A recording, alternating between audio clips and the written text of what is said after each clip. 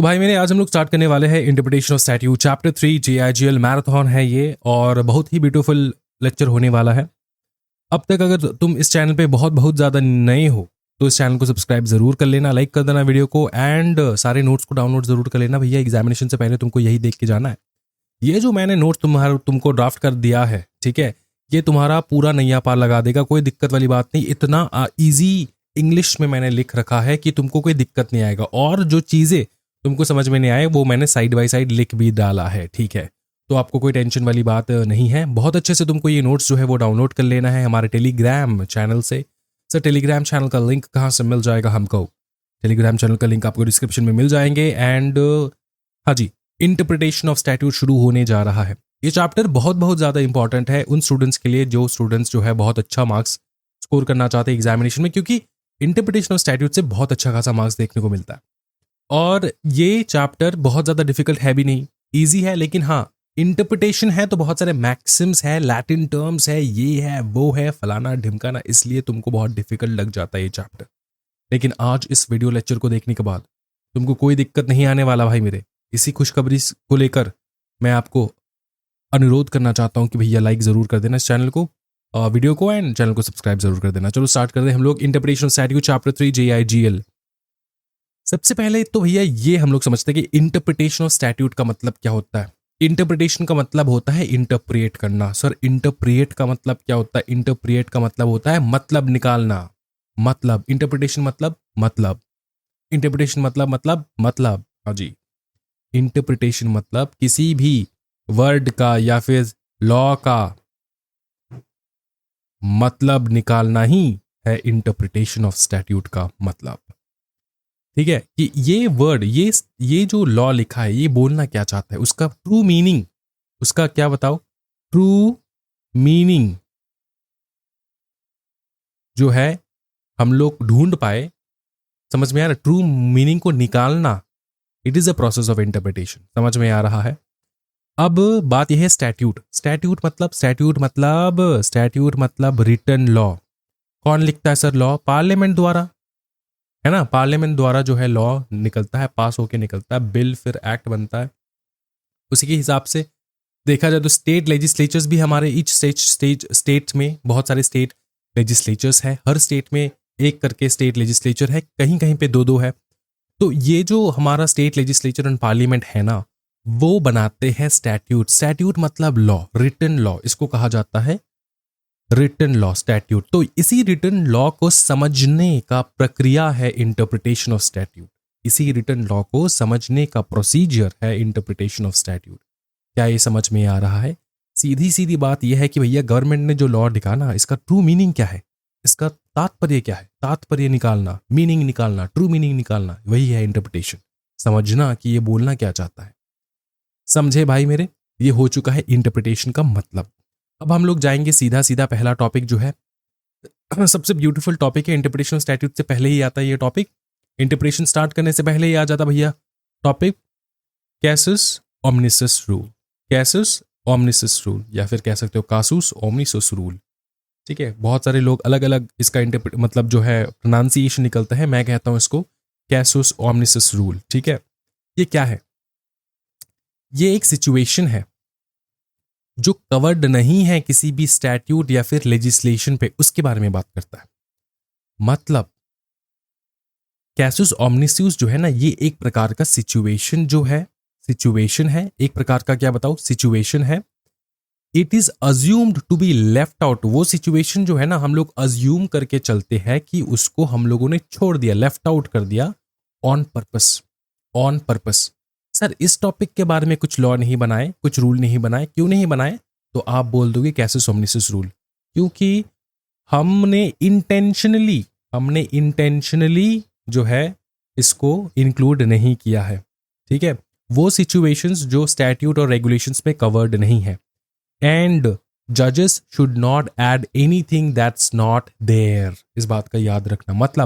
मतलब देखो, पार्लियामेंट बनाता है लॉ, ठीक है, बना दिए लॉ, पहले बिल आता है, फिर एक्ट में पास होता है। वो एक्ट में क्या है? वो है लॉ। अभी जो कानून बनाते हैं ना पार्लियामेंट, उस कानून को जब लागू करते हैं, कौन लागू करता है? जज, अपने जजमेंट में, वैसे तो एडमिनिस्ट्रेटिव डिपार्टमेंट वगैरह जो है वो तो करेंगे ही लागू जनता के ऊपर, लेकिन कोई डिस्प्यूट अगर आ गया तो कहाँ किसके ऊपर जाएगा? जज के ऊपर जाएगा, कोर्ट में जाएगा, हाई कोर्ट, सुप्रीम कोर्ट में जाएगा, और वो जज अच्छे से इंटरप्रिएट करके बताएगा कि भैया ये जो लॉ में लिखा है वो क्या लिखा है। अब यही जज इंटरप्रिटेशन करने के समय यहाँ पे ओमनिसिस रूल जो है, जिसको हम लोग कैसस ओमनिसिस रूल कहते हैं, वो लगाता है। इसका मतलब ये है कि एक प्रकार का रिस्ट्रिक्शन है। ये एक प्रकार का क्या है बताओ? रिस्ट्रिक्शन है। इसके ऊपर रिस्ट्रिक्शन है, रिस्ट्रिक्शन है जज के ऊपर, कि भैया बताया जा रहा है जज को कि जो कुछ भी लॉ में लिखा है उसको उसी प्रकार से इंटरप्रिएट करो, इसमें कोई भी एक्स्ट्रा चीज इंक्लूड मत कर दो। अपने आप ही अपने मंशा से तुम की कोई भी चीज इंक्लूड नहीं कर सकते हो किसी भी लॉ में। It is assume to be left out on purpose. कोई भी सिचुएशन अगर कवर्ड नहीं है स्टैट्यूट और लेजिस्लेशन में, जो भी लॉ बनाया गया है ना उसमें स्टैट्यूट और रेगुलेशंस में कवर्ड नहीं है, कोई भी सिचुएशन कवर्ड अगर नहीं है तो उस सिचुएशन को स्टैट्यूट एंड रेगुलेशन में घुसा मत दो। ये जजेस के लिए एक प्रकार का रिस्ट्रिक्शन है, एक प्रकार का गाइडलाइन है कि भैया ध्यान रखना, जब तुम लॉ को इंटरप्रेट कर रहे हो ना, तब जो चीज हम लोगों ने मेंशन नहीं किया है, लॉ मेकर्स ने मेंशन नहीं किया है, उस चीज को तुम घुसेर मत देना इसमें जबरदस्ती। इट इज अज्यूम दैट जो भी चीज लेफ्ट आउट हो चुका है ना वो पर्पसफुली लेफ्ट आउट हुआ है, ऑन पर्पस, वो ऑन पर्पस लेफ्ट आउट हुआ है। और जज को बोला जा रहा है कि they should not add anything that is not there. वहां पे जो चीज नहीं है वो मन मुताबिक तुम ऐड मत कर दो। एग्जाम्पल के तौर पे समझे, एग्जाम्पल के तौर पे तुमको समझाता हूं कि इफ जज have a penalty for a list of crime, पकड़ लो जज के पास एक पेनल्टी है, ₹10,000 का पेनल्टी का एक पेनल्टी का नियम है उसके पास, और उस नियम में लिखा है कि ये जो पेनल्टी है ये एंड ये ऑल दिस जो तुम्हारा क्राइम है इसके ऊपर ये पेनल्टी लगेगा। एक लिस्ट बना दिया है, ठीक है। तो अगर लॉ मेकर्स ने लिस्ट बना दिया कि इसी के ऊपर यही पेनल्टी लगने वाला है, तो जज को बोला जा रहा है कि कोई दूसरा क्राइम इसमें इंक्लूड मत कर देना, कोई दूसरा क्राइम इसमें इंक्लूड मत कर देना। समझ में आ रहा है? समझ में आ रहा है? इस लिस्ट में इंक्लूड मत कर देना कोई दूसरा क्राइम।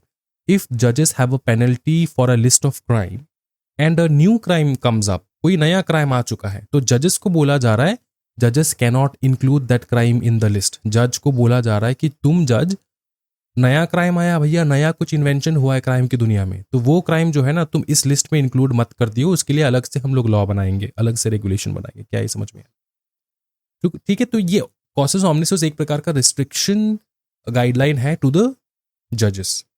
ठीक है, रिस्ट्रिक्शन गाइडलाइन टू द जजेस। लिख ले भाई मेरे, गाइडलाइन टू द जजेस। इससे क्या होगा सर? इससे तुम एग्जामिनेशन में फटाफट रिवीजन कर पाएगा। समझे? Casus omissus rule. फिर देखो बेसिक रूल ये होता है ऑफ इंटरप्रिटेशन, ये है कि every word in a statute should be given meaning. हर वर्ड जो लॉ में लिखा है, स्टैट्यूट में लिखा है, लॉ स्टैट्यूट मतलब रिटन लॉ लिखा है, उसको मीनिंग देना तुम्हारा काम है। और court cannot add, rewrite unambiguous provision. Unambiguous मतलब एक वर्ड होता है एम्बिगस। एम्बिगस का मतलब होता है अनक्लियर, जिसका अलग अलग मीनिंग हो सकता है, उसका मतलब होता है अनक्लियर। लेकिन ठीक है, अनक्लियर जो है वो एम्बिगस होता है, लेकिन यहां पे लिखा है अनएम्बिगस, मतलब जो क्लियर है, जो लॉ में नियम बहुत ज्यादा ही क्लियर है, कोई इसमें कोई दिक्कत नहीं है, बहुत सिंपल लैंग्वेज में लिखा है, उसको तुम नया नया चीज उसमें घुसा मत दो, उसमें तुम ऐड मत करो, रीराइट मत करो, उसमें तुम ऐड मत करो, रीराइट मत करो। जो क्लियर है वो क्लियर है, उसमें तुमको क्लियरली मेंशन किया गया है कि यहाँ पे इन्हीं लिस्ट के क्राइम्स के ऊपर तुम्हारा ये पेनल्टी लगेगा, तो यहाँ पे कोई दूसरा पेनल्टी वगैरह ऐड वगैरह मत करो, ऐड ना करो, रीराइट ना करो। ये जजेस को बोला जा रहा है। समझ में आ रहा है? ये एक प्रकार का क्या है बताओ? रिस्ट्रिक्शन गाइडलाइन टू द जज। रिस्ट्रिक्शन गाइडलाइन टू द जज। बहुत बढ़िया, आगे बढ़ेंगे, मैराथन है भाई मेरे। फिर जो टॉपिक आता है ना, इंटरप्रिटेशन ऑफ स्टैट्यूट के डेफिनेशंस। ये छोटा मोटा डेफिनेशन है जो तुम एक बार रीड कर लेना भाई मेरे। इंटरप्रिटेशन का मतलब क्या होता है, ये सारा चीज लिखा है, ये एक बार। एग्जॉस्टिव का मतलब क्या होता है, इंक्लूसिव का मतलब क्या होता है, ये लिखा है भाई। ये तो तुम बचपन से पढ़ते हुए आ रहे हो। एग्जॉस्टिव का मतलब होता है लिस्ट जो है ये एकदम फुल लिस्ट यही है, इसमें कोई दूसरा चीज इंक्लूडेड नहीं हो सकता। इंक्लूसिव लिस्ट का मतलब होता है, इंक्लूसिव कुछ भी, किसी का मतलब होता है कि ये जो भी इंफॉर्मेशन लिखा है ये कंप्लीट नहीं है, इसमें और भी चीज ऐड हो सकते हैं, वो होता है इंक्लूसिव। एंड एग्जॉस्टिव मतलब इसमें पूरा रिस्ट्रिक्टिव मीनिंग है, इसमें कुछ और ऐड नहीं हो सकता। ठीक है, समझ में आ रहा है ना। अब एक्सक्लूसिव एंड इंक्लूसिव को तुम बहुत अलग अलग कॉन्टेक्स्ट में यूज कर सकते हो इस वर्ड को। बहुत बढ़िया भाई मेरे, मुझको पता है तुमको सब आता है। अब देखो प्रिंसिपल्स ऑफ इंटरप्रिटेशन में आता है सबसे पहला जो इंपॉर्टेंट रूल है वो है प्राइमरी रूल, उसके बाद अदर रूल। प्राइमरी रूल में सबसे पहला तुमको देखने को मिलता है the primary rule of literal construction. Primary rule में ही सबसे पहला जो रूल है वो है प्राइमरी रूल। तुम ये कंफ्यूज मत खा जाना, प्राइमरी रूल को एक्सप्लेन कर रहे हैं। प्राइमरी रूल के अंदर बहुत सारे रूल है, उसका पहला रूल होता है द प्राइमरी रूल, जिसको हम लोग कहते हैं लिटरल कंस्ट्रक्शन। बहुत आसान शब्द में तुमको समझा देता हूं मैं कि लिटरल कंस्ट्रक्शन का मतलब, तात्पर्य क्या होता है। इसका मतलब होता है कि भैया लिटरली लो, कोई भी लॉ में कोई भी लॉ में जो भी वर्ड्स लिखा है ना उसको लिटरली लो। आप लोग लिटरली लोगे तो क्या होगा, तो उसका जो नेचुरल मीनिंग है, इंग्लिश में जो वर्ड्स हैं उनका जो नेचुरल मीनिंग है उससे तुम उसका जजमेंट दो। उसको अलग अपने ही दुनिया में अपना ही भाषा, अलग से भाषा यूज करके उसको अलग अलग मीनिंग देने की कोई, जैसे आजकल तुम देखोगे इंटरनेट पे बैठ के बहुत सारे किसको क्या कहते हैं, पॉडकास्टर्स जो है वो लोग कोई भी सिंप्लीफाइड टॉपिक निकाल लेते हैं कहीं से भी और कहते हैं कि पता है इसका ये है, इसका वो है, वो अलग से अपना अपना इंटरप्रिटेशन निकाल रहे हैं। तो ये यहाँ पे प्राइमरी रूल लगता है, पॉडकास्टर्स के ऊपर नहीं लगता लेकिन जजेस के ऊपर लगता है कि भैया जो भी लॉ निकला, जो भी प्रोविजंस है, जो भी लॉ है उसको अपने प्योर नेचुरल इंग्लिश लैंग्वेज में उसको इंटरप्रेट करो। सबसे पहला रूल ये है इंटरप्रिटेशन का। मतलब हम लोग सीख क्या रहे हैं, हम लोग सीख रहे हैं कभी भी हम लोग को अगर मौका मिले इंटरप्रिटेशन के लिए तो हम लोग कैसे इसको इंटरप्रेट करें, नियम क्या है इंटरप्रिटेशन का, समझ में आ रहा है। जैसे इंसान को जीने का अलग अलग नियम होता है, उस प्रकार से इंटरप्रिटेशन का अलग अलग नियम होता है। सबसे पहला जो नियम तुम लगाओगे वो नेचुरल। सबसे पहले जब भी तुमको तुम्हारे सामने ये लॉ आएगा, अब तो कंपनीज एक्ट में तुम लोग सीएस तुम लोग सीएस हो जाओगे। फिर जो ये जो कंपनीज एक्ट में ये सारा लॉ वगैरह provisions time to time change होता रहता है। ठीक है, तुमको इसको इंटरप्रेट कैसे करना है, सबसे पहला जो तुम दिमाग लगाओगे वो है लिटरल कंस्ट्रक्शन का दिमाग लगाओगे। बोलोगे कि भैया ये इसका मीनिंग क्या है, इसको एकदम नॉर्मल इंग्लिश लैंग्वेज में उसको समझने की कोशिश करोगे। सबसे पहला नियम यही है लिटरल कंस्ट्रक्शन का। Word are understood in their natural, ordinary and grammatical meaning. This is applied unless it leads to absurdity. अब आता है सेकंड स्टेज। कभी भी तुमको लग रहा है भैया हम तो इंग्लिश से इसको नॉर्मल इंग्लिश में इसको इंटरप्रेट कर रहे थे लेकिन भाई एब्सर्ड हो जा रहा है। एब्सर्ड मतलब अनशन हो जा रहा है, मतलब इसका कोई मतलब मीनिंगफुल मीनिंग नहीं निकल रहा है। इंग्लिश का जो नॉर्मल अगर मीनिंग हम लोग लगाए, नॉर्मल इंटरप्रिटेशन अगर हम लोग करें तो इसका कोई सेंसिबल मीनिंग नहीं निकल रहा है, बहुत एब्सर्ड हो जा रहा है। समझ में आ रहा है, एब्सर्ड हो जा रहा है। या फिर जिस कारणवश इस नियम को निकाला गया है वो उस कारणवश लग ही नहीं रहा है, कॉन्ट्रास्ट हो रहा है, कॉन्ट्रारी में जा रहा है। हम लोग जब नॉर्मल इंग्लिश में इसको इंटरप्रेट कर रहे हैं ना, तो जो लॉ मेकर्स ने बोला था कि इस कारणवश हम लोगों ने इसको बनाया था वो लग नहीं रहा है कि उस कारणवश हुआ है। तो तुम समझ जाओगे भैया इंटरप्रिटेशन ये तो नॉर्मल लिटरल कंस्ट्रक्शन से होगा नहीं, तुमको दूसरा नियम यूज करना होगा। कब कब तुमको लगेगा, सबसे पहले एब्सर्ड हो गया चीज, पढ़ते पढ़ते तुमको लग रहा है बकवास हो गया है, ये समझ में आ रहा है। इंटरप्रेट करते करते तुमको लगा भैया बकवास के तरफ जा रहा है, इसका इंटरप्रिटेशन लिटरल कंस्ट्रक्शन से ना हो पाएगा। ठीक है, अच्छा इसको थोड़ा और यहाँ पे कर लेते हैं। If the language is clear it should be construed according to its ordinary meaning. Language clear है तो ऑर्डिनरी मीनिंग में लेकर जाओ। बेसिक प्रिंसिपल क्या है लिटरल कंस्ट्रक्शन का, every word in the law should be given meaning, omission should not be presumed. Omission should not be presumed का मतलब क्या होता है कि जब भी लॉ मेकर्स लॉ बनाते हैं तुम अपने आप प्रिज्यूम मत करो। इंटरप्रिटेशन करने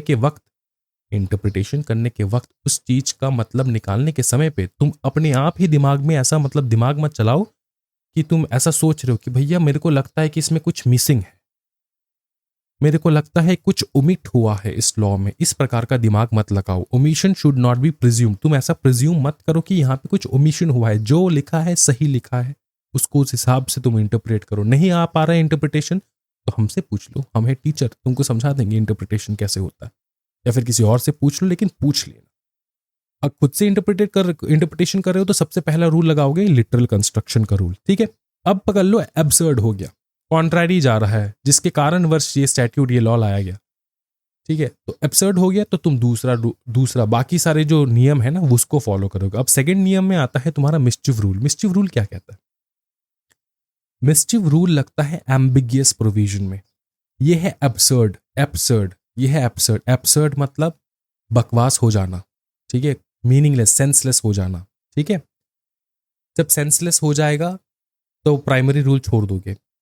और हिडन्स रूल या फिर मिस्चिफ रूल तब लगता है जब एम्बिगियस हो जाता है प्रोविजन। एम्बिगियस का मतलब क्या होता है? एम्बिगियस, एम्बिगियस का सिंपल मतलब होता है किसी भी वर्ड का 2 3 4 मीनिंग निकल जाना, अलग अलग मीनिंग निकलना किसी भी वर्ड का।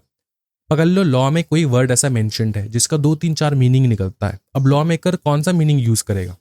अब जो जज है, जो जजमेंट सुनाएगा, पकड़ लो कोई केस आया है, ठीक है, अब उस लॉ में ऐसा कोई वर्ड लिखा है जिसका 2 3 4 अलग अलग मीनिंग हो सकता है। अब क्वेश्चन आता है जज के ऊपर कि भैया वो कौन सा मीनिंग जो है वो चूज करेगा, वो कौन सा मीनिंग लेगा। तो मिस्चिफ रूल कहता है कि तुम उस वर्ड का वो मीनिंग लोगे जिस मीनिंग से तुम इस मिस्चिफ को सप्रेस कर पाओ, तुम इस जो भी जिसने क्राइम किया उसको तुम पनिश कर पाओ, वही मीनिंग तुम लोगे। कितना मजेदार है भाई, सोचना यार, मिस्चिफ रूल और हिडन्स रूल। मिस्चिफ को कैसे पनिश करे तुम वही सोचोगे, ठीक है। अगर कोई भी लॉ में कोई भी वर्ड एम्बिगियस हो जा रहा हो, एम्बिगियस प्रोविजंस है जिसका 2 2 3 3 4 4 मीनिंग निकलता है, तुम वो मीनिंग लोगे जिस मीनिंग से मिस्चिफ, जो भी घटना क्राइम हुआ है, उसको तुम पनिश कर पाओ। जिसने वो घटना किया है, जिसने वो क्राइम किया है, उसको तुम पनिश कर पाओ। कितना बढ़िया, बहुत बढ़िया सर। दिक्कत आ रहा है सर?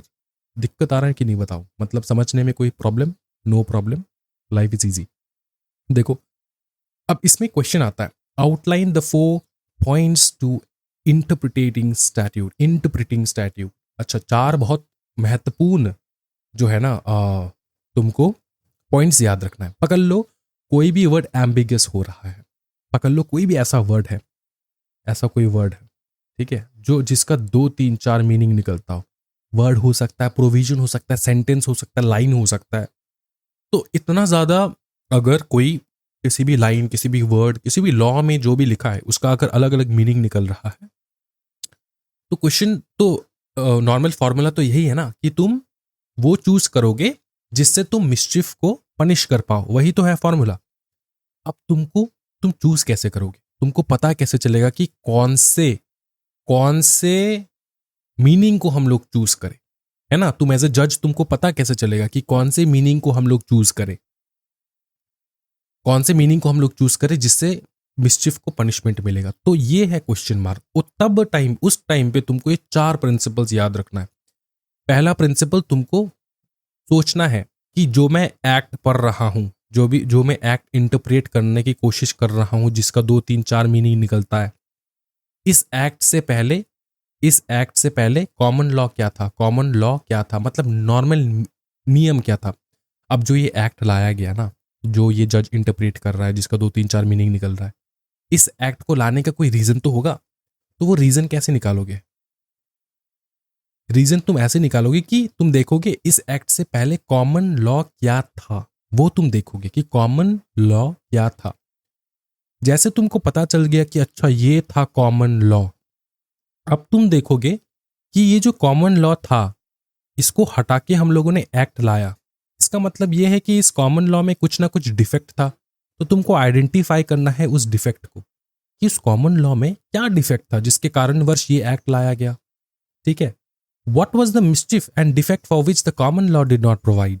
ये कॉमन लॉ जो है वो प्रोवाइड नहीं कर रहा था, कुछ डिफेक्ट था इस कॉमन लॉ में, ठीक है, वो तुमने पता लगाया। अब तुमको पता लगाना है जो पार्लियामेंट ने इस एक्ट को पास किया, ठीक है, उसके पीछे पार्लियामेंट का इंटेंशन क्या था। इंटेंशन क्या था ये जो एक्ट लाया गया, है ना, इंटेंशन।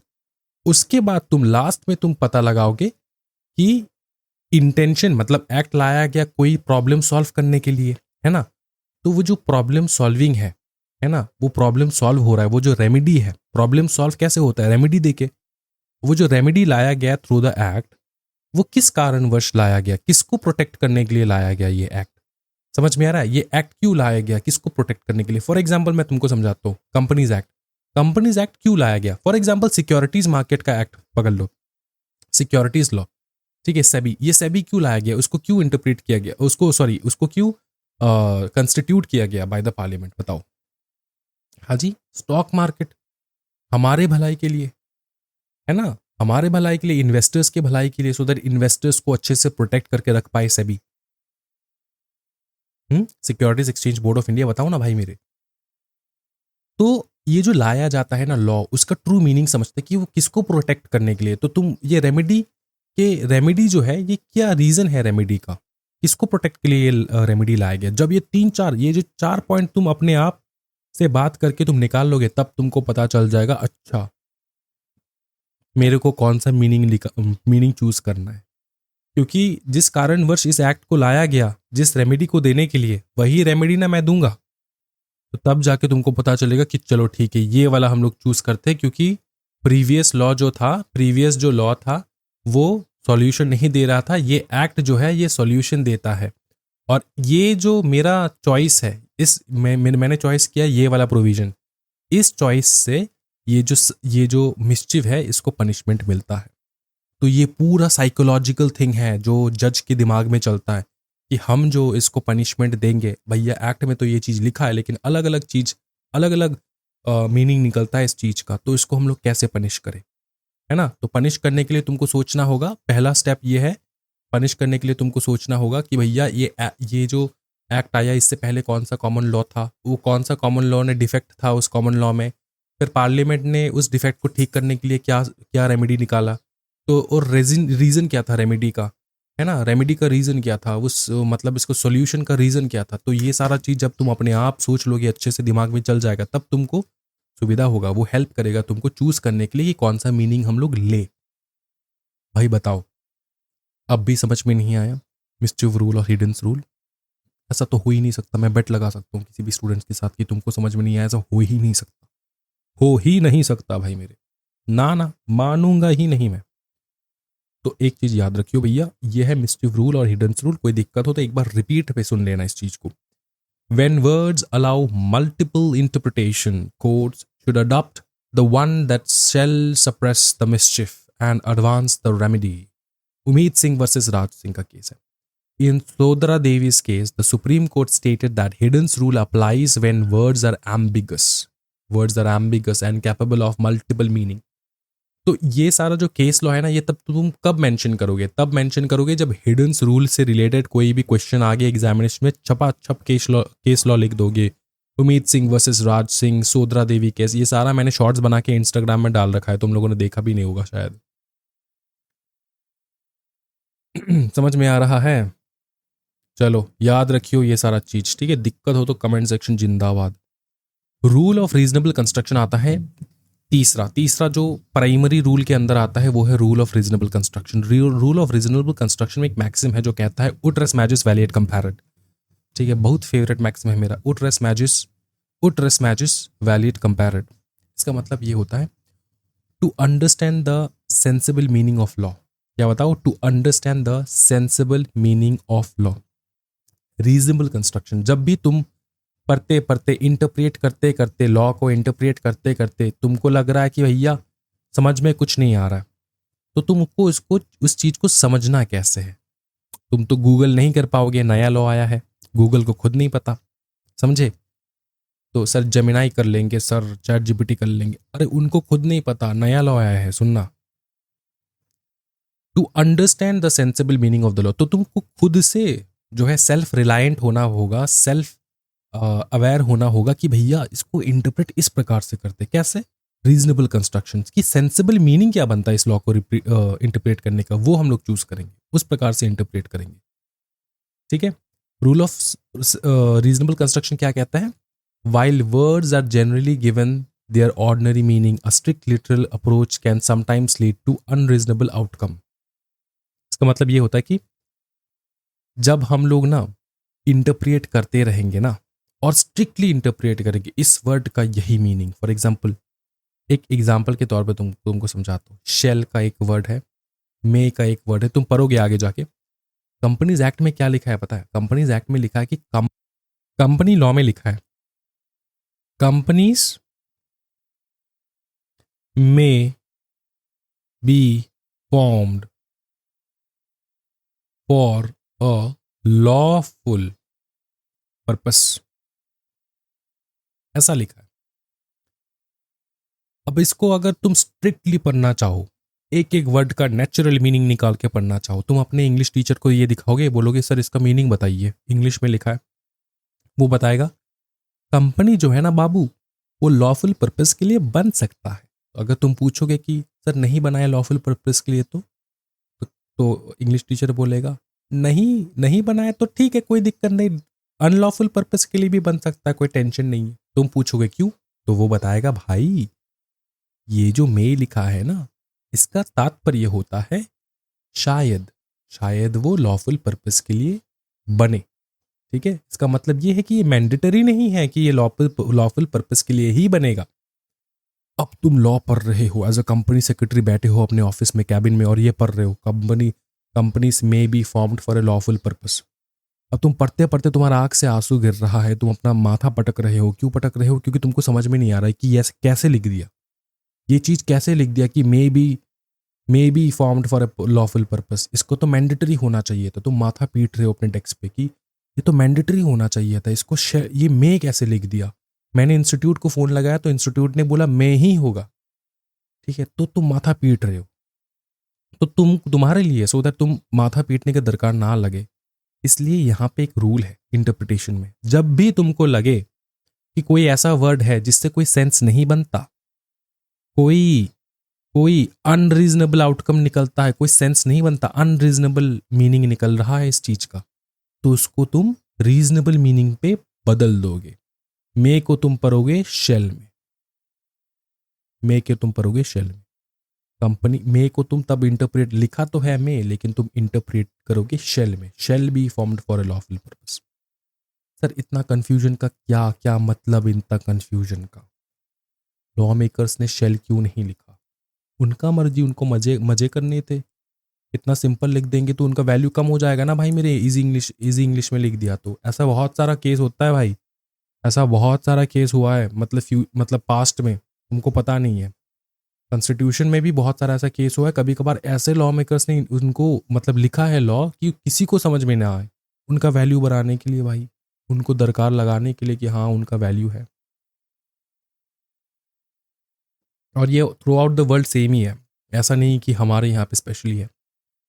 तो यहाँ पे क्या बोल रहा है कि जब words are given, are generally given their ordinary meaning तो दे दे, मे पर ले इसको, लेकिन इसका रीजनेबल आउटकम नहीं निकल रहा है, अनरीजनेबल आउटकम निकल रहा है, तो तुम क्या करेगा? हाँ जी, words shall be constructed to give them a sensible meaning. इसको ऐसा कंस्ट्रक्शन कर दो, इसका रेनोवेशन कर दो इसका, कि इसका सेंसिबल मीनिंग निकल जाए। To understand the sensible meaning of law. ठीक है, समझ में आ रहा है? उट race magis valeat quam pereat. The rule of ut race magis valeat quam pereat means the word should be construed या फिर constructed to give them a sensible meaning. बहुत बवाल सर, नेक्स्ट करेंगे हम लोग। नेक्स्ट है केस लॉ। केस लॉ याद रखना, ये तुमको केस लॉ जो है छाप देना है, एक दो केस लॉ हर तुम्हारा जो यहाँ पे रूल है ना, हर रूल का ये प्राइमरी रूल है, प्राइमरी रूल का हर रूल जो तुम पढ़ रहे हो इसका एक दो केस लॉ तुम याद कर लो। ठीक है, यहाँ पे केस लॉ होगा Tirath Singh versus Bachittar Singh. The Supreme Court held that if the ordinary meaning lead to a contradiction of the enactment purpose or absurdity, hardship or injustice, the meaning of the word and the structure of the sentence may be modified। modified कर लो इसको, modify कर लो। काहे modified करना है sir? क्योंकि ये injustice हो रहा है, हार्डशिप हो रहा है, absurd हो रहा है, कोई सेंस नहीं बन रहा है, इसलिए मॉडिफाई कर लो। ये कहता है रूल ऑफ रीजनेबल कंस्ट्रक्शन। बहुत बढ़िया, रीजनेबल, कारणवश। चलो आगे देखेंगे हम लोग। नेक्स्ट आता है rule of harmonious construction. Harmony मतलब क्या होता है? हार्मोनी, इंडिया में एक एक एक चीज बहुत पॉपुलर है, एक सेंटेंस, हिंदू मुस्लिम भाई भाई, मतलब हार्मोनी में रहने के लिए। क्या हार्मोनी में रहने के लिए मतलब पीसफुली लेने के लिए, रहने के लिए, वो भी रहे हम भी रहे, वो भी एग्जिस्ट करे हम भी एग्जिस्ट करे, इस प्रकार से लेने के लिए हम लोग कहते हैं हिंदू मुस्लिम भाई भाई। अब जो ये सेंटेंस है वो सेम सेंटेंस को जो है जस्टिफाई करता है ये वाला रूल। ये आता है रूल ऑफ हार्मोनियस कंस्ट्रक्शन का। रूल ऑफ हार्मोनियस कंस्ट्रक्शन क्या कहता है बताएं? कहता है पकड़ लो, बहुत सारे रूल्स है, बहुत सारे रूल है, लॉ है, स्टैट्यूट है, बहुत कुछ है, रेगुलेशंस है, रूल है, लॉ है, बाय लॉ है, स्टैट्यूट्स है, एक्ट है, ऐसे करके कोड है, ऐसे करके बहुत सारे बहुत सारे बहुत सारे बहुत कुछ है। तो कभी कभार बाई मिस्टेक ऐसा हो सकता है कि ये जो यहाँ पे लिखा हो ना, ये और यहाँ पे जो लिखा हो ना, वो सेम ना हो, सेम टॉपिक से रिलेटेड है लेकिन सेम ना हो। ये कुछ और कह रहा है, ये कुछ और कह रहा है, तब तो जजेस के ऊपर प्रेशर आ जाएगा। जजेस क्या करेगा, रूल एक चीज कह रहा है और सेक्शन और एक चीज कह रहा है, फॉर एग्जाम्पल। तो जज सबसे पहले क्या करता है पता है, हार्मोनी लाने की कोशिश करता है, दोनों के बीच में समझौता लाने की कोशिश करता है कि इसको इस प्रकार से इंटरप्रिएट करता है कि दोनों का एग्जिस्टेंस रहे, दोनों मर ना जाए, किसी भी एक के कारण कोई दूसरा प्रोविजन मर ना जाए। समझ में आ रहा है? सबको एक साथ अच्छी तरीके से इंटरप्रिएट करता है सो दैट दोनों का मान सम्मान इज्जत हम लोग रख पाए। दोनों लॉ का, लॉ है, प्रोविजंस है, जो भी है। देख भाई मेरे, कितना ब्यूटीफुल लिख रखा है भैया ने तुम्हारे लिए, देखो। The goal is to make sure the provisions of law are working together so that there is no conflict. Provisions of law में कोई conflict ना हो, इसको पढ़ो अच्छे से और अच्छे से समझ में आएगा। When there appear to be inconsistencies between different provisions, अलग अलग provisions है statute में, the rule of harmonious construction is applied. क्यों अप्लाई किया जाता है? क्योंकि कोर्ट कोशिश करता है to reconcile the provisions to avoid any conflict. दोनों के बीच में समझौता कर देता है, दोनों प्रोविजंस के बीच में। बोला कि तुम दोनों का हम लोग मान रखेंगे, टेंशन ना लो। One provision should not be interpreted in a way that renders another provisions useless. मतलब किसी भी एक प्रोविजन को तुम इतना इज्जत ना दे दो कि दूसरा प्रोविजन को तुम यूजलेस घोषित कर दो। समझ में आ रहा है ना? दोनों का इज्जत रखना है, दोनों को आराम से एक साथ मिल के बैठ के आराम से उसको इंटरप्रेट करना है। क्या ये समझ में आ रहा है? बहुत बवाल हो रहा है सर। केस है राज कृष्णा बोस वर्सेस विनोद कनंगू, इसको याद रख लियो। फिर देखो, ये तुम और पढ़ सकते हो, इन चीज़ों को और पढ़ सकते हो, अगर तुम्हारे दिमाग में कैपेसिटी है तो पढ़ लेना, वरना मैं तुमको बता रहा हूँ जितना मैंने अंडरलाइन कर रखा है ना, उतना पढ़ के एग्जामिनेशन में बना के लिख दोगे ना अच्छे से, तो तुम्हारा एग्जामिशन कहीं नहीं गया, 60-70 के ऊपर आएगा मार्क्स। समझे? पकड़ ले, तू इतना ज़्यादा पढ़ लिया, इतना ज़्यादा पढ़ लिया, पूरा पढ़ लिया कि तेरे को कुछ याद ही नहीं आ रहा है। हारमोनियस कंस्ट्रक्शन एंड तुम्हारा तुम्हारा जो यहाँ पे रीजनेबल कंस्ट्रक्शन था, इन दोनों के बीच में तुम डिफरेंस भूल गए। फॉर एग्जाम्पल, इतना पढ़ाई कर लिया तुमने, तो इतना पढ़ाई मत करो कि दोनों का डिफरेंस ही भूल जाओ। इतना याद रखो कि दोनों के बीच में डिफरेंस क्या है। ठीक है? फिर है रूल ऑफ एजस्डम जनरलिस। ये तो बहुत ही बवाल टॉपिक है। एजस्डम जनरलिस क्या कहता है? Of the same kind. इसका मतलब ही इतना तात्पर्य होता है ऑफ द सेम काइंड। इसका मतलब क्या होता है ऑफ द सेम काइंड? सुनना अच्छे से। CS एग्जीक्यूटिव के एग्जामिनेशन में ना तुमको याद रखना है कि you have to cover the syllabus also the same time. कोई भी चीज़ इतना पढ़ लो कि तुमको वो अच्छे से एग्जामिनेशन में लिख पाओ।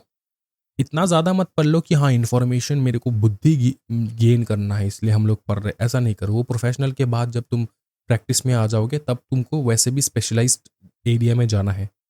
समझ में आ रहा है? या तो तुम इंटेलेक्चुअल प्रॉपर्टी के साथ काम करोगे, या तो तुम सेबी का काम करोगे। तो ऐसे करके ना तुम्हारा स्पेशलाइजेशन हो जाएगा, तब तुम बहुत डीप चले जाना उसको समझने के लिए। कोई टेंशन वाली बात नहीं है। अभी तुमको सब कुछ करना है, तो सब कुछ थोड़ा थोड़ा करो जिससे तुमको समझ में आ जाए सब कुछ, एग्जामिनेशन में लिख पाओ। Ejusdem generis means of the same kind. Of the same kind मतलब एक ही बिरादरी के, एक ही बिरादरी के, एक ही बिरादरी के सर, एक ही बिरादरी के, एक एक था बिरादरी, एक ही बिरादरी, बिरादरी के, एक ही बिरादरी के, इस बात का ध्यान रखना। ऑफ द सेम काइंड इसका मतलब ये होता है, कभी कभार ना लॉ में ऐसे एक्सेट्रा लिख देता है। लॉ मेकर बोला एक्सेट्रा, बोला अब एक्सेट्रा में क्या क्या इंक्लूड करें हम, तो लॉ मेकर ने बोले एक ही बिरादरी का चीज इंक्लूड करोगे ना भाई मेरे।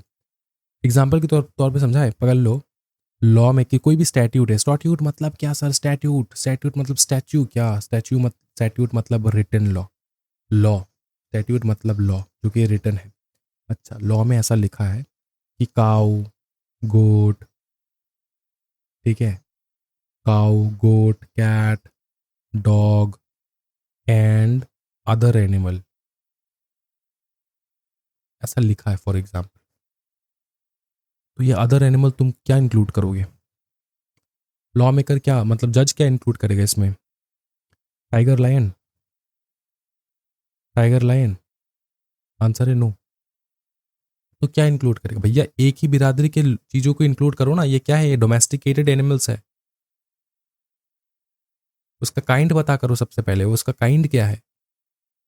अगर डोमेस्टिक है तो डोमेस्टिक एनिमल्स घोषित करो इनको, भैया ये डोमेस्टिक एनिमल्स है। तो इनके जो एक्सेट्रा आता है या फिर अदर एनिमल्स आ रहा है यहाँ पे, इनको सेम काइंड को घुसेर देना है, ना कि तुम वुल्फ लिख दोगे, टाइगर, लायन ऐसा करके नहीं लिखना है, जिराफ ऐसा करके नहीं लिखना है। ये डोमेस्टिकेटेड एनिमल्स नहीं है। क्या ये समझ में आ रहा है? हाँ जी, इसको यहां से करेंगे।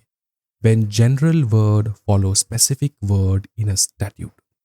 जनरल मतलब ये जनरली जो आएगा अदर एनिमल में, general word are interpreted as being limited to the same kind of the things as the specific words. जो स्पेसिफिक वर्ड्स मेंशन्ड है यहाँ पे, कैट, काउ, डॉग, ठीक है, सेम काइंड होना चाहिए उनका। For example, if a statute refers to cow, goat and other animals, the other animals would likely be interpreted to include only similar farm animals, not wild animals. Got it? अच्छा, इसको और अच्छी तरीके से outline किया गया है। Outline ये किया है Maharashtra University of Health Science versus, लिखा देता हूँ, Maharashtra University of Health Sciences versus सचिक, बहुत डिफिकल्ट वर्ड है, सचिकित्सा। सचिकित्सा मतलब, चिकित्सा मतलब क्या? चिकित्सा मतलब ट्रीटमेंट, ठीक है, प्रसारक मंडल। समझे भाई मेरे? तो ये तुमको याद कर लियो। देखो तुम्हारा, मैंने कुछ कुछ केस लॉस मेंशन किया है, सारा केस लॉ मेंशन नहीं किया। मैंने एक बार ना, मैं बैठा था, पूरा केस लॉ ऑर्गेनाइज करूंगा। मैंने सोचा था जीआईजीएल को पूरा केस लॉ ऑर्गेनाइज करूंगा। जो बुक में जितने केस लॉ है वो ऑर्गेनाइज करेंगे। 1000 के ऊपर केस लॉ है बुक में, 1000 के ऊपर केस लॉ है बुक में। समझे? कितना तुम याद रखोगे? जितना तुमको याद रखना है थोड़ा बहुत मैंने डाल रखा। इससे ज़्यादा याद करने की कोशिश मत करो, दिमाग फट जाएगा। समझ में आ रहा? 1000 के ऊपर मैंने छोड़ दिया। फिर मैंने बोला कि ये 1000 का केस लॉ का लिस्ट अगर मैंने अपने स्टूडेंट्स के सामने लेकर गए ना, स्टूडेंट मेरे को उल्टा पीट देगा, बोलेगा सर ये क्या मजाक कर रहे हैं क्या सर आप? तो इसलिए जितना तुमको बताया जा रहा है उतना याद रखो। इस केस में हुआ क्या था, ये आउटलाइन करता है the requirement for applying this rule.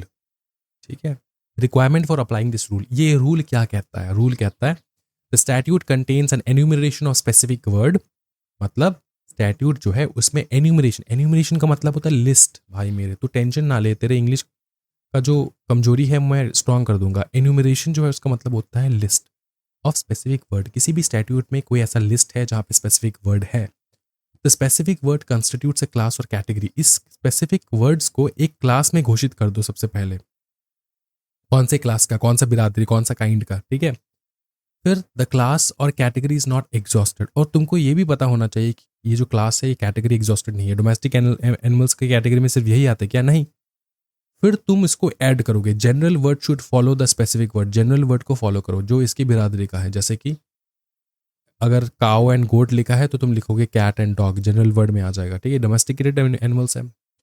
There is an indication of a legislative intent in to include both the specific and general word. Indication डाल रखा है, मतलब इसका मतलब ये है कि फॉर एग्जाम्पल मैं तुमको समझाता हूँ। स्टैट्यूट में अगर सिर्फ कैट एंड डॉग लिखा है ना, एंड डॉग लिखा है, तो ये एग्जॉस्टिव है, एग्जॉस्टिव लिस्ट है। यहाँ पे एक्सेट्रा, अदर एनिमल्स ऐसा कुछ नहीं लिखा। तो अगर ऐसा लिखा हो तब जाके तुम ऐड करना, तब तुम जनरल वर्ड्स को फॉलो अप करना। अगर नहीं लिखा हो, सिर्फ कैट एंड डॉग लिखा हो, तो वो तो एग्जॉस्टिव डेफिनेशन है, वहां पे कोई जनरल लिस्ट आएगा ही नहीं पीछे। समझ में आ रहा है ना? तो इससे इंटेंट समझोगे तुम। अगर एक्सेट्रा लिखा है या फिर अदर एनिमल्स लिखा है, इससे तुमको इंटेंट पता चलता है कि इंक्लूड करे कि ना करे। To include both the specific and general word. समझ में आ रहा है? There is an indication to the of the legislative. क्या ये समझ में आ रहा है? बहुत ज्यादा ही बवाल। नेक्स्ट जो हम लोग करने वाले हैं वो है अदर रूल्स ऑफ इंटरप्रिटेशन। बहुत बहुत ज्यादा अच्छा। पहला है एक्सप्रेसियो यूनिस एस्ट एक्सक्लूसिव अल्टरियस। इसको ना, इसका एक्चुअल प्रोनाउंसिएशन एक्सप्रेशियो है। क्या बताओ? एक्सप्रेशियो। जैसे तुम ये कॉफी वगैरह का जो होता है ना एक्सप्रेशियो, वही एक्सप्रेशियो उनिस, एक्सप्रेशियो उनिस एस्ट एक्सक्लूसिव अल्टरियस, अल्टरियस ऐसा करके है कुछ इसका प्रोनाउंसिएशन। तुम अपने भाषा में लिख दो, अपने भाषा में समझो। एक्सप्रेसो बताओ, इसको कोई टेंशन नहीं है, कॉफ़ी वाला एक्सप्रेसो, या फिर ये यहाँ पे कह सकते हो एक्सप्रेसियो उनिस एस्ट एक्सक्लूसियो अल्टरियस, इसी प्रकार से तुम इसको प्रोनाउंस करो, कोई दिक्कत वाली बात नहीं है।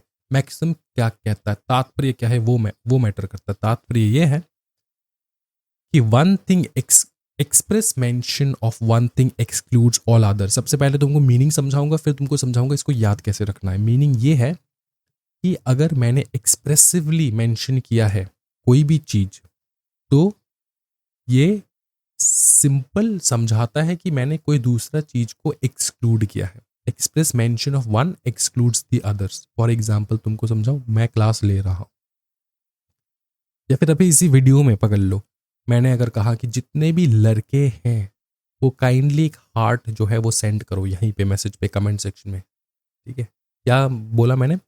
All the boys please send a heart in the comment section, ठीक है। तो इसका मतलब क्या है, गर्ल्स को मैंने एक्सक्लूड किया है ना, है ना। क्या ये मेरे को बोलने की जरूरत है कि गर्ल्स को मैंने एक्सक्लूड किया है? नहीं, क्योंकि मैंने एक्सप्रेसली बताया यहाँ पे सिर्फ बॉयज। एग्जाम्पल क्लास है, क्लास में मैंने बोल दिया कि all the girls stand up, इसका मतलब है मैंने एक्सक्लूसिवली बोला है, एक्सप्रेसिवली बोला है कि सारे गर्ल्स को स्टैंड करने के लिए। इसका मतलब यह है कि बॉयज को बैठे रहना है, बॉयज खड़ा नहीं होगा, समझे। यही चीज है कि एक्सप्रेसली लॉ में कोई चीज अगर मेंशन्ड है तो इसका मतलब है दूसरा चीज जो मेंशन्ड नहीं है उसको एक्सक्लूड किया गया है, समझे ना बापू। हाँ, तो ये इसको याद कैसे करेंगे, एक्सप्रेस से याद करो। एक्सप्रेस है वर्ड, एक्सप्रेस, तो यही है एक्सप्रेसियो यूनिस्ट एस्ट एक्सक्लूसिव अल्टरियस, ठीक है। एग्जाम्पल तो यहाँ पे बहुत एलकेजी वाला एग्जाम्पल है। किसी भी स्टैट्यूट में पकड़ लिखा हो ए बी एंड सी लिखा है और डी लिखा नहीं है, तो इसका मतलब ये हो सकता है कि डी एक्सक्लूडेड है भाई। चलो आगे देखते हैं। कंटेम्पोरोनिया, कंटेम्पोरोनिया, इसका तो प्रोनाउंसिएशन बहुत ही बवाल है, लेकिन मैं एकदम नेचुरल वाला जो हमारा इंडियन एक्सेंट का प्रोनाउंसिएशन है वो मैं करूँगा। कंटेम्पोरोनिया एक्सपोसिटो एस्ट ऑप्टिमा एट फोर्टिसिमा इन लेगे, ठीक है।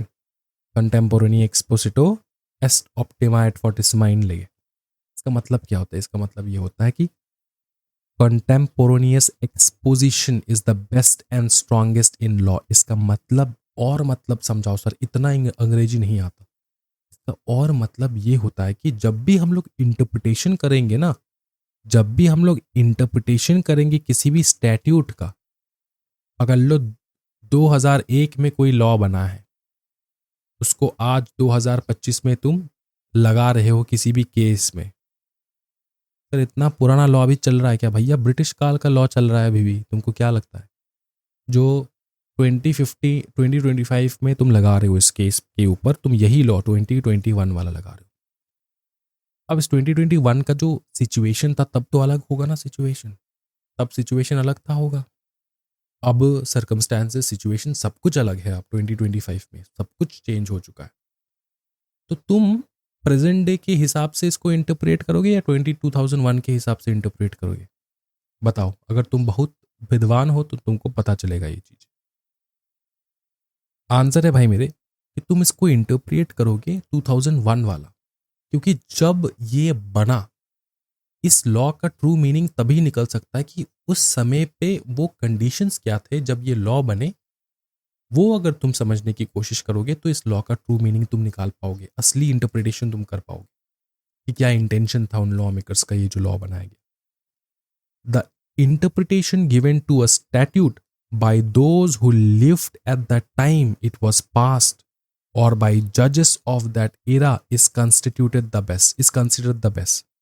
मतलब जिन लोगों ने उस टाइम पे उस एरा में उस टाइम पे उस पास किया था, या फिर लोगों ने पास किया था, जो बचे, जो जीवित थे वहां पे, मतलब जो रह रहे थे, उन लोगों ने पास किया इस नियम को, या फिर जज ने पास किया उस नियम को।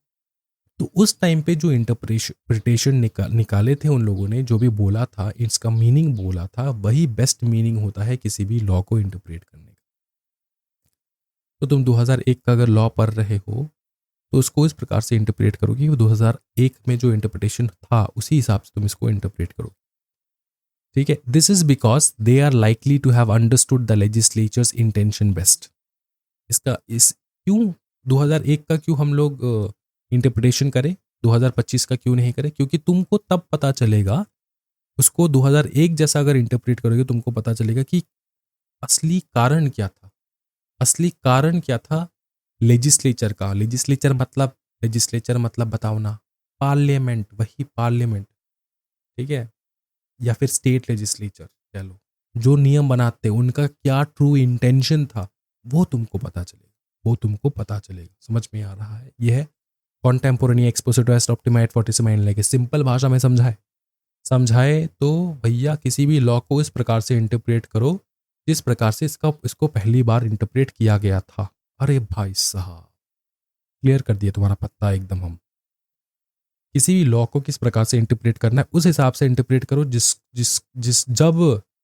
उस हिसाब से इंटरप्रेट करो जिस हिसाब से इस लॉ को सबसे पहली बार इंटरप्रेट किया गया था। इसको हिंदी में लिख डालो। फिर आता है नॉस्किटर असोसिस। इसको ना बहुत सारे लोग नॉसिटर असोसिस कहते हैं, नॉसिटर असोसिस, इसलिए मैंने लिख डाला। इसका प्रोनाउंसिएशन होगा नॉस्किटर, नॉस्कीटर होता है इसका प्रोनाउंसिएशन,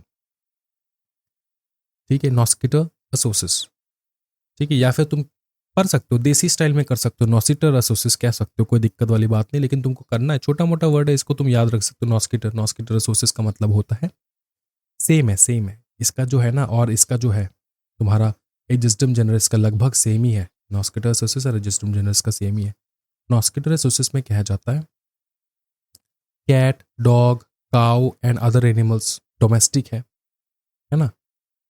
तो इसको अच्छा मीनिंग बाद में समझाते, एग्जाम्पल बाद में समझाते, पहले मीनिंग समझ लो। नॉस्किटर असोसिस कहता है known from its associates, known from it's associate. पकड़ ले एग्जाम्पल के तौर पे, कैट डॉग बहुत हो गया भैया, देसी एग्जाम्पल समझेंगे। फॉर एग्जाम्पल राहुल द्रविड़,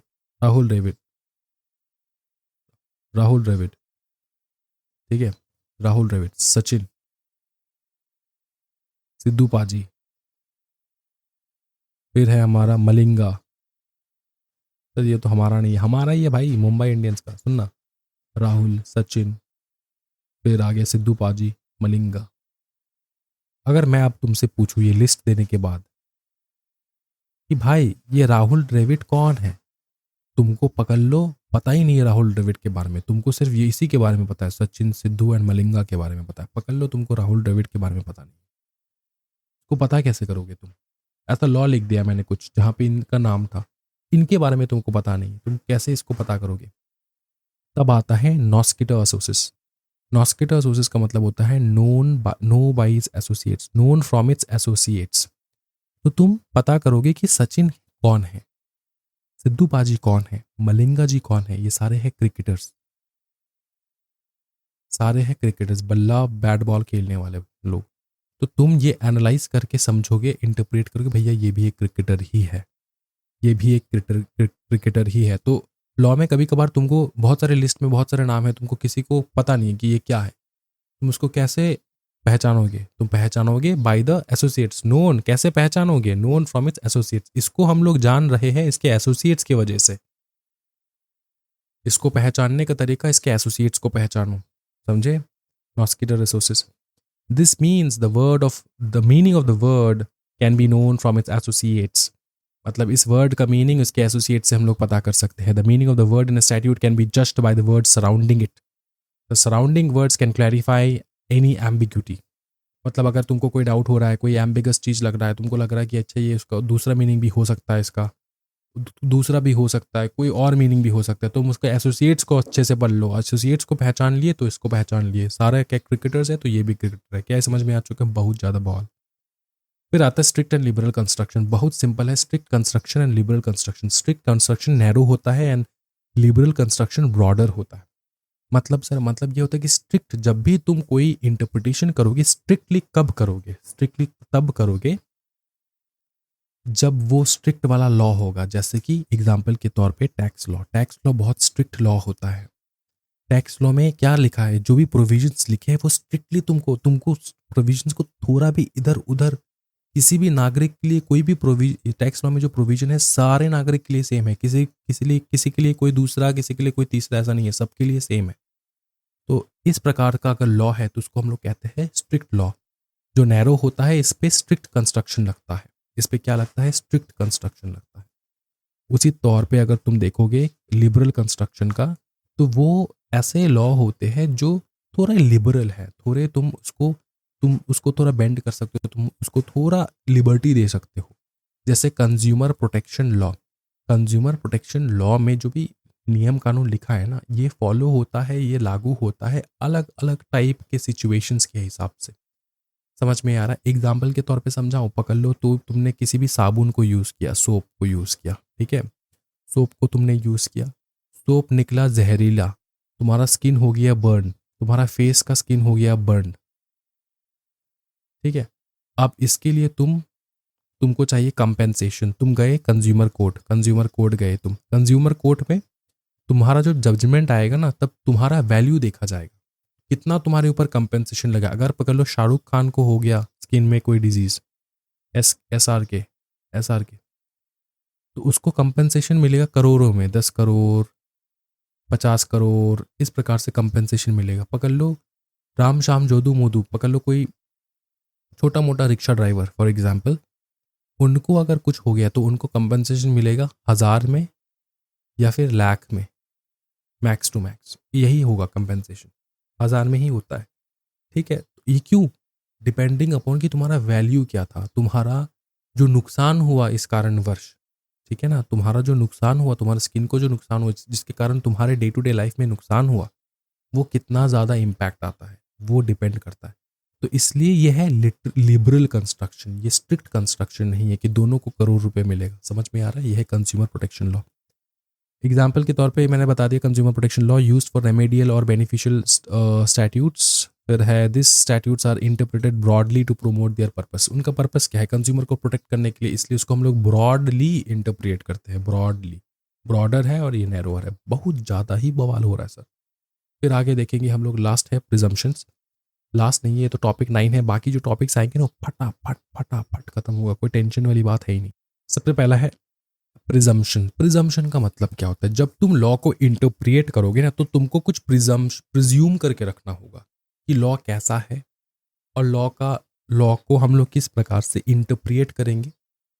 उसको इंटरप्रेट करने से पहले कुछ चीज़ जो है तुमको मान के चलना होगा। वो मान के चलने वाला चीज़ ये है, तुमको मान के चलना होगा कि जो लेजिस्लेचर है वो अपने जुरिस्डिक्शन को एक्सीड नहीं करेगा। कोई भी लॉ बन रहा है, तुम कंफ्यूज्ड हो कि ये तो लॉ जम्मू एंड कश्मीर में बना, ये जो लॉ है ये मुंबई में एप्लीकेबल होगा कि नहीं, ये कंफ्यूजन है तुम्हारे दिल में। तो तुमको ये मान के चलना होगा, जो भी जम्मू एंड कश्मीर का जो स्टेट लेजिस्लेचर है, उसने अगर कोई लॉ बनाया तो वो अपने टेरिटरी के लिए लॉ बनाया ना, जम्मू एंड कश्मीर के लिए बनाया, ये थोड़ी ना मुंबई पे लागू होगा। ये तुमको मान के चलना होगा। क्या है, समझ में आ रहा है? फिर है legislature intended to enact a valid law. Legislature ने इंटेंट किया, लेजिस्लेशंस बनाए, लॉ बनाया, वैलिड लॉ बनाया, राइट। इसके कारण वैलिड लॉ बनाने के लिए जो भी स्टैट्यूट वगैरह लिखा गया वो वैलिड लिखा गया, ऐसा नहीं कि वो इनवैलिड है, वो हमेशा वैलिड लिखेंगे। तो तुम ऐसे सोचते मत बैठ जाना कि मेरे को लगता है ये इनवैलिड लॉ है, ऐसा कभी हो ही नहीं सकता, इनवैलिड लॉ बन ही नहीं सकता। समझ में आ रहा है? अगर बना तो वो चैलेंज हो जाएगा सुप्रीम कोर्ट में। फिर है a statute is presumed not to alter existing law unless expressly stated. अगर कोई भी लॉ, नया लॉ बना, उसमें अगर मेंशन नहीं है कि इस लॉ के कारणवश किसी भी लॉ को हम लोग हटाएंगे नहीं, हम लोग उसको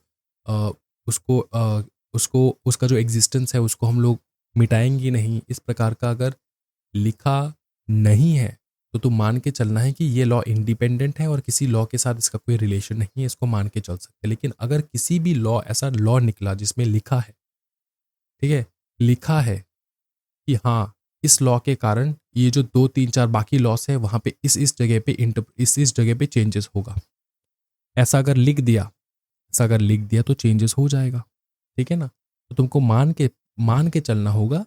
अगर किसी भी नए लॉ के कारण किसी दूसरे लॉ को चेंज होना है, ये वाला a statute is presumed not to alter existing law. किसी भी न्यू स्टैट्यूट के कारण अगर किसी एग्जिस्टिंग लॉ को ऑल्टर होना है तो वो एक्सप्रेसली मेंशन्ड होगा। Unless it is expressly mentioned और स्टेटेड, ये मत मत सोच लेना कि वो ऑल्टर होगा, ठीक है। अगर ऑल्टर होना है तो वो मेंशन्ड होगा। नेक्स्ट आता है statute is presumed not to be inconsistent with international law. Statute को हम लोग मान के चलते कि इंटरनेशनल लॉ के साथ ही चलता है, इनकंसिस्टेंट नहीं होता है अनलेस इट इज मेंशन्ड। फिर legislature know the state of law, जो लॉ बना रहे हैं उनको पता है लॉ स्टेट में क्या क्या लॉ लगता है, क्या कानून लगता है। जो लॉ बना रहे हैं legislature does not change existing law unless expressly enactment. जो लेजिस्लेचर है जो लॉ बनाते हैं वो लॉ चेंज नहीं करता अनटिल एंड अनलेस एक्सप्रेसली वो उन लोगों ने बताया कि हाँ हम लोग लॉ चेंज कर रहे हैं। फिर legislature knows the practice of the executive and the judiciary. Legislature को पता है कि एग्जीक्यूटिव किस प्रकार से काम करता है, जुडिशरी किस प्रकार से काम करता है। तो जो लॉ बनाए वो मिसमैच करके नहीं बनाएगा, वो उल्टा सीधा लॉ नहीं बनाएगा। एग्जीक्यूटिव के लिए एग्जीक्यूटिव का लॉ बनाएगा, जुडिशरी के लिए जुडिशरी का लॉ बनाएगा। समझ में आया ना? ये तुमको मान के चलना है, प्रिज्यूम करके चलना है, सो दैट तुमको इंटरप्रिटेशन में दिक्कत ना आए। तुम ये तुम्हारे पास पेपर आया, पेपर लेके तुम बैठ के सोच रहे हो, मेरे को लगता है ना लॉ मेकर्स जो है ना उन्होंने एग्जीक्यूटिव बॉडी को रॉन्ग वाला पावर दे दिया, ये तो पावर एग्जीक्यूटिव के पास होना ही नहीं चाहिए था। ये तुम सोच रहे हो बैठ के। तुमको प्रिजम्पशंस के बारे में याद करना है तुमको याद करना है कि भैया याद रखो, ये जो लॉ मेकर्स है लेजिस्लेचर में जो लेजिस्लेशंस पास होते हैं, स्टैट्यूट्स पास होते हैं, वो हमेशा पास होते हैं ये दिमाग में रखते हुए कि उनको पता है कि एग्जीक्यूटिव का काम क्या है, जुडिशरी का काम क्या है। नेक्स्ट है confers powers necessary to carry out duties imposed by it. इसका मतलब यह है कि वो जो उनके पास पावर है, ठीक है, confer power necessary to carry out duties imposed by it, मतलब उनके पास वो पावर दे भी सकते कि ड्यूटीज किस प्रकार से तुमको निपटाना है, तुम्हारा ड्यूटीज किस प्रकार से निपटाना है, उतना पावर वो दे सकते हैं, ठीक है। उसके बाद आता है ये लास्ट वाला पर law does not compel any one two do what it futile और फ्रूटलेसनेस। इसका मतलब ये होता है कि पॉइंटलेस लॉ नहीं बनता कभी भी। ये जो फ्यूटाइल का मतलब होता है पॉइंटलेस, इसको और अच्छे से समझो तो हैविंग नो यूजफुल रिजल्ट। तो लॉ कभी भी फ्यूटाइल लॉ नहीं बनाएगा, लॉ मेकर कभी भी फ्यूटाइल लॉ नहीं बनाएगा, ठीक है। समझ में आ रहा है? पॉइंटलेस चीज़ें करने के लिए बोलेगा नहीं लॉ मेकर्स तुमको, पॉइंटलेस है ये चीज़, वो बोलेगा नहीं पॉइंटलेस चीज़ करने के लिए। तुमको प्रिज्यूम करके, तुम अगर पकड़ लो तुम कोई भी इंटरप्रिएट कर रहे हो, कोई भी लॉ तुम इसको इंटरप्रिएट कर रहे हो, उसके बाद तुमको लग रहा है कि ये तो पॉइंटलेस है, तो तुमको याद रखना है कि पॉइंटलेस वाला काम लॉ मेकर्स नहीं करेगा, कोई ना कोई रीज़न तो होगा, इसको फिर से दोबारा इंटरप्रेट करो। क्या ये समझ में आ रहा है? तो ये कुछ प्रिज्यूम्शंस है जो तुमको रीड कर लेना है, पूरा सारा करने की ज़रूरत नहीं, जितना हो पाए उतना कर लो, ठीक है। फिर aid to interpretation. Aid to interpretation क्या होता है कि इंटरप्रिटेशन के समय तुम किस किस चीज़ों का मदद ले सकते हो। एक होता है इंटरनल एड, दूसरा होता है एक्सटर्नल एड। इंटरनल एड में क्या है? सबसे पहला है प्रियम्बल।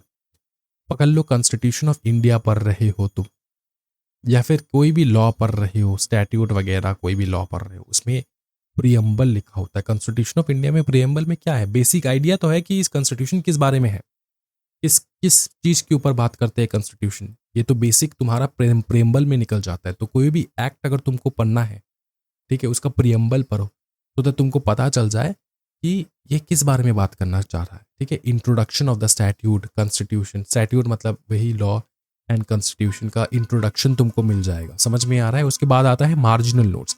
मार्जिनल नोट्स जो है तो होता है ना, वो छोटे छोटे नोट्स यहाँ पे लिखे होते हैं, यहाँ पे छोटे छोटे नोट्स यहाँ पे लिखे हुए होते हैं, ठीक है। जब तुम लॉ पढ़ोगे तब वहाँ पे तुम दिखोगे कि छोटे मोटे नोट्स तुमको वहाँ पे दिखाई देगा। वो जो छोटे मोटे नोट्स तुमको दिखाई दे रहा है ना, उसको कहा जाता है मार्जिनल नोट्स। जैसे तुम इंस्टीट्यूट का मटेरियल भी पढ़ लो, वहाँ पे तुमको छोटा मोटा नोट्स मिलेगा जो क्विक रेफरेंस के लिए यूज़ किया जाता है, क्विक रेफरेंस के लिए, तो वो होता है मार्जिनल नोट्स। इसका हेल्प ले सकते हो इंटरप्रिटेशन के लिए।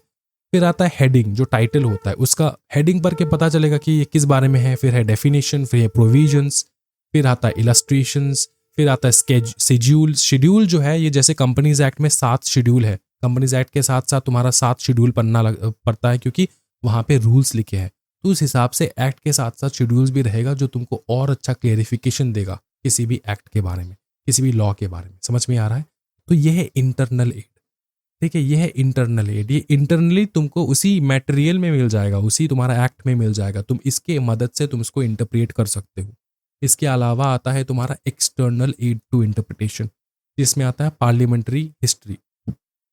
देखो, तो पढ़ते पढ़ते पढ़ते लॉ तो बहुत चीज़ है ना, लॉ का तो कोई मतलब बाउंड्री नहीं है, बहुत कुछ है लॉ में। तुम पढ़ते पढ़ते ऐसा तुमको लग रहा है मेरे को तो भैया ये जो लिखा है ये मेरे को पढ़ने से पहले मेरे को कुछ को हेल्प चाहिए, तो हेल्प तो इंटरनल एड से तुम्हारा हो नहीं पा रहा, तुम एक्सटर्नल एड में जाओगे। एक्सटर्नल एड में तुम मदद ले सकते हो पार्लियामेंट्री हिस्ट्री का, पार्लियामेंट में हुआ क्या था, कितने कमेटी के रिपोर्ट्स आए, स्टेटमेंट्स क्या था, डेटाबेस क्या था, ठीक है, डिबेट्स क्या था वहाँ पे, और डिबेट्स के बेसिस पे तुमको पता चलेगा अच्छा चलो ये हुआ था। ठीक है, ये हेल्प करेगा तुमको समझने में। ठीक है, डिबेट्स हेल्प करते कि नहीं समझने में कि ये बिल क्यों लाया गया। कोई भी बिल जो आता है, बिल पास होता है, वो डिबेट से तुमको पता चल जाएगा कि अच्छा डिबेट में ये हो रहा था, वो लोग ये बोल रहे थे, ये लोग ये बोल रहे थे, इसलिए ये लॉ लाया। तो डिबेट से तुमको पता चल जाएगा कि ये एक्ट पर लॉ, ये स्टैट्यूट जो भी बनाए उसका रीजन क्या था। फिर आता है हिस्टोरिकल फैक्ट्स, तुम देखोगे, ठीक है, लेटर एक्ट, उसके बाद कौन से एक्ट्स आए वो तुम एक बार पढ़ोगे। फिर अदर स्टैट्यूट अलग, और उसके अलावा जितने भी लॉ है वो तुम देखोगे जो सेम सब्जेक्ट मैटर से बिलोंग करता है। ये जो है ना वर्ड, यूज ऑफ स्टैट्यूट्स इन पारी मेटेरिया, इसका मतलब होता है law having same subject matter, या फिर कह सकते हो कॉमन सब्जेक्ट मैटर। तो कोई तुम लॉ पढ़ रहे हो, ठीक है, पढ़ने में दिक्कत आ रहा है, इंटरप्रेट करने में दिक्कत आ रहा है, तो तुम क्या करोगे, तुम उससे रिलेटेड जितने भी सिमिलर लॉस है उसको एक बार पढ़ लोगे, उसको एक बार देखोगे, तब तुमको पता चलेगा कि ये लॉ क्या कहना चाहता है। फिर है रिपोर्ट ऑफ कमिटीज अलग अलग कमिटीज के अलग अलग रिपोर्ट्स है वो पढ़ोगे, वो मदद करेगा। फिर है लीगल डिक्शनरीज, जैसे ब्लैक लॉ डिक्शनरी है, बोवेस लॉ डिक्शनरी है, इनको तुम मदद लोगे। ठीक है, फिर है फॉरेन डिसीजंस देखोगे एक बार, फॉरेन में क्या बात बताया गया। फिर other materials, text book, academic articles, ये सारा। फिर आता है लीगल टर्मिनोलॉजीज, लीगल मैक्सिम, बहुत बहुत इंटरेस्टिंग है, ये कर लो। और मैं कहता हूँ कि हर एक स्टूडेंट को ये अपने घर के डे टू डे लाइफ में यूज़ करना है। Day to day life, mummy के साथ बात करो, पापा के साथ बात करो, बॉयफ्रेंड के साथ बात करो, गर्लफ्रेंड के साथ बात करो, अपने कुत्ते के साथ बात करो, अपने डॉगी के साथ बात करो, अपने बिल्ली के साथ बात करो, इनको इनको इनकॉर्पोरेट कर दो अपने कॉन्वर्सेशंस में। अब इनिशियो मतलब फ्रॉम द बिगिनिंग, कैसे इनकॉर्पोरेट करे सर? पकड़ लो, तुम्हारा मम्मी तुमको डांट रहा है, वो कह रहे कि तुम कि राजा की तरह घर पे परे रहते हो, राजा की तरह, तुम क्या राजा बन गए हो क्या? तुम बताओगे अब इनिशियो, तुम बोलोगे मम्मी अब इनिशियो। मम्मी को कुछ समझ में नहीं आएगा, लेकिन तुमको पता है तुमने क्या बोल दिया, तुमने बोलेगा हाँ हम तो राजा है, फ्रॉम द बिगिनिंग, अब इनिशियो, फ्रॉम द बिगिनिंग, जब से जन्म लिए तब से, ad hoc, for a specific purpose. पापा ने तुमसे पूछ लिया ये जो तूने काम किया ये किसके कारणवश किया, तुम बताओगे पापा एडहॉक, एडहॉक, एडहॉक के लिए किया मैंने। पापा भी कंफ्यूज हो जाओगे, लेकिन तुमको पता है भाई तुमने क्यों क्या बोला, तुमने बोला है फॉर ए स्पेसिफिक पर्पस, कुछ एक रीजन था जिसके कारणवश मैंने वो काम किया।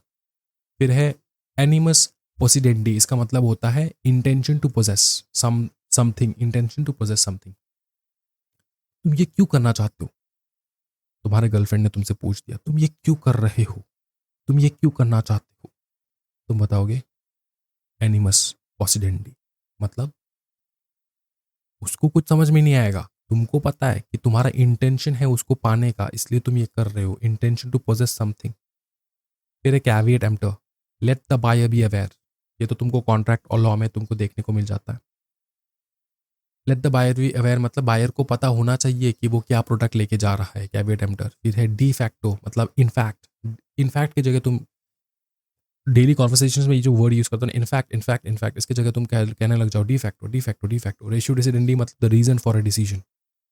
ठीक है, तुमने जो डिसीजन लिया ये किस कारणवश लिया तुमने डिसीजन, तो तुम कहोगे रेशियो डिसिडेंडी, ये मतलब ये क्या है सर, ये मतलब मतलब तुमको पूछेगा कोई रीजन क्या था, मतलब तुम्हारा जो कारण क्या था, मैंने जो ये काम किया, ठीक है, मैंने जो ये काम किया इसका रेशियो डिसिडेंडी मतलब इसका रीजन, इस डिसीजन का रीजन ये है, इस प्रकार से बोल सकते हो। Stare decisis, let the decision stand मतलब जो वो ऑलरेडी डिसीजन लिया गया, ये है प्रेसिडेंट्स के रिलेटेड बात कर रहे हैं। देखो प्रीवियसली बहुत सारे जजों ने बहुत सारे जजमेंट दिया है, तो उन जजमेंट का मान रखो जितना हो पाए, है ना। हाई कोर्ट के जज का मान रखेगा जितना हो पाए, समझ में आ रहा है ना। तो जो डिसीजन लिया गया उससे स्टैंड रहो। Ultra vires, beyond the scope of authority, beyond the scope. तो मम्मी ने तुमको बोल दिया भाई आज सोमवार है, बेलपत्र जो है वो तुम्हारा ये पेड़ से तोड़ के दो मुझको, ठीक है, बेलपत्र, सोमवार है शिव जी को सब चढ़ाना है। तुमने बोला कि mommy this is ultra vires, this is beyond the scope of my authority. ठीक है, मैं कर नहीं सकता क्योंकि पेड़ पे मैं चढ़ नहीं सकता। फिर अट रेस मैजिस वैली एट कंपैरेट, मतलब it is better for a thing to have effect than to be made void. ठीक है, उट रेस मैजिस वैली एट कंपैरेट, मतलब it is better for a thing to have effect than to made void. किसी भी काम, किसी भी चीज़ को वॉइड करने से अच्छा है उसको इफेक्ट में लाओ, उसको इफेक्ट में लाओ, उसको यूज़ करो, यूटिलाइज करो। फिर है reading of bare act citation के लिए, ये बेकार है एकदम। ठीक है, topic prospective and retrospective operation, दोनों का मतलब क्या होता है? प्रोस्पेक्टिव का मतलब ये होता है कोई भी ऐसा लॉ बन रहा हो जो फ्यूचर एक्शंस को अफेक्ट करे। For example new tax regulation, जो भी नया टैक्स रेगुलेशन आया है, ठीक है, वो तो फ्यूचर वाले जो जो भी सिचुएशंस होंगी उनके ऊपर इफेक्ट डालेगा, उसको कहा जाता है प्रोस्पेक्टिव ऑपरेशन। रेट्रोस्पेक्टिव ऑपरेशन का मतलब होता है जो भी लॉ आया है वो पास्ट सिचुएशंस पे इफेक्ट डालेगा। एग्जाम्पल के तौर पे जो नया क्रिमिनल लॉ चेंज होता रहता है टाइम टू टाइम, अभी नया क्रिमिनल लॉ आया है, ठीक है, तो पहले पकड़ लो कि कोई भी केस के लिए, कोई भी ऐसा केस था जिसके कारण तुमको कैपिटल पनिशमेंट मिलता था, फांसी, उसको चेंज करके हम लोगों ने लाइफ इम्प्रिजनमेंट डाल दिया। तो पहले कोई क्राइम होता था उसके लिए हम लोगों ने चेंजेस डाला, राइट? तो पहले जो एक्ट्स होते थे उसके ऊपर अप्लाई करेगा law that applies to past situation. ठीक है, पहले जो कैपिटल पनिशमेंट मिलता था वो अब लाइफ इम्प्रिजनमेंट हो चुका है। समझ में आ रहा है ना? तो law that applies to past situation वो है रेट्रोस्पेक्टिव ऑपरेशन, और law that affects the future actions वो है प्रोस्पेक्टिव ऑपरेशंस। एग्जाम्पल के तौर पे न्यू टैक्स रेगुलेशन एग्जाम्पल, ये तुमको लग रहा होगा ये मजाक मजाक में मैंने लिखा है, भाई मेरे ये तुमको एग्जामिनेशन में लिखना है। ठीक है, new tax regulation, criminal law, ये सारा एग्जाम्पल्स जो है ये तथ्य है और तुमको ये लिखना है एग्जामिनेशन में। यूज ऑफ मे और शैल, ये मैंने एक्सप्लेन करते इसको एक बार रीड कर लेना है। कंपनी लॉ का एग्जाम्पल मैंने बताया था। ठीक है, कभी कभार मे को शैल पढ़ना होता है, कभी कभार शैल को मे पढ़ना होता है। मे को शैल तुम कंपनी लॉ में तुमको पढ़ सकते हो, जब कंपनी लॉ का तुमको ऑब्जेक्ट पता चल जाएगा तब वहां पे तुमको लिखा है कि company law, company can be, company may be formed, company may be formed, company may be formed for a lawful object. तो उस वक्त तुमको लग रहा है कि नहीं ये सही नहीं है तो तुम मे को शैल पढ़ सकते हो। कभी कभार तुम शेल को मे भी पढ़ सकते हो, जो मैंडेटरी है उसको तुम नॉन मैंडेटरी भी पढ़ सकते हो। कब? पकड़ लो तुम्हारा बॉस आके बोला कि all member shall attend the weekly meetings. ठीक है, मैंडेटरी शेल बोल दिया, लेकिन क्या हमेशा एवरी वीकली मीटिंग तुम अटेंड करोगे? नहीं, तो मे के हिसाब से तुम करोगे। उसी प्रकार से कभी कभार एंड को और पढ़ते हैं हम लोग, कभी कभार और को एंड पढ़ते हैं, अलग अलग सिचुएशन में, तो इसको याद रखना है। ठीक है, फिर है इंटरप्रिटेशन ऑफ प्रोविजो। प्रोविजो कैसे इंटरप्रेट करोगे तुम? देखो, कंपनी लॉ में तुमको बहुत टाइम पे ना, प्रोविजो मतलब प्रोविजन नहीं, प्रोविजो मतलब प्रोवाइडेड है। प्रोवाइडेड का वर्ड तुमको दिखने को मिलेगा, प्रोवाइडेड दैट, ऊपर में बहुत सारा सेंटेंस लिख दिया, नीचे लिखा प्रोवाइडेड। प्रोवाइडेड का मतलब क्या होता है? प्रोविजो का मतलब, प्रोवाइडेड का मतलब क्या होता है? प्रोवाइडेड एक क्लॉज है जो क्वालिफाई करता है या फिर क्रिएट करता है कोई exception to the main part of the statutory provision. ये जो मेन पार्ट है इसके ऊपर एक्सेप्शन लगाता है, इसके ऊपर एक्सेप्शन लगाता है। पकड़ लो ये सारे कंपनी इसके ऊपर लागू है, प्रोवाइडेड सेक्शन 8 कंपनी को ये फॉलो नहीं करेगा तब भी चलेगा। तो ये एक होता है एक्सेप्शन, समझे? प्रोविजो या फिर provided that. Dimming provision, dimming provision का मतलब होता है a deeming provision is statutory fiction that assumes a certain state of affair to exist regardless of whether it actually does. For example के तौर पे अगर हम लोग ले, of the Companies Act 1956 provides that under certain conditions a director shall be deemed to have vacated their office। मतलब तुमको करना ही है। डीमिंग प्रोविजन का मतलब होता है तुमको किसी भी सिचुएशन में वो करना ही है, डीम्ड टू बी। तो पकड़ लो डायरेक्टर अगर पकड़ लो डिस्क्वालीफाई हो गया बैठने के लिए, डायरेक्टर के पोजीशन में बैठने के लिए, वो अगर डिस्क्वालीफाई हो गया किसी भी कारण पर, जेल चला गया, 7 साल के ऊपर उसको जेल हो गया, तो वो डिस्क्वालीफाई हो गया फॉर बीइंग अ डायरेक्टर। उस वक्त क्या करोगे? उस वक्त ये डीमिंग पोजीशन लगेगा, shall deem to have vacated the office, उसको ऑफिस छोड़ के ही जाना है, डीम्ड। यह है डीमिंग प्रोविजन। डीमिंग प्रोविजन मतलब करना ही है, रिगार्डलेस वो कुछ भी हो जाए करना ही है।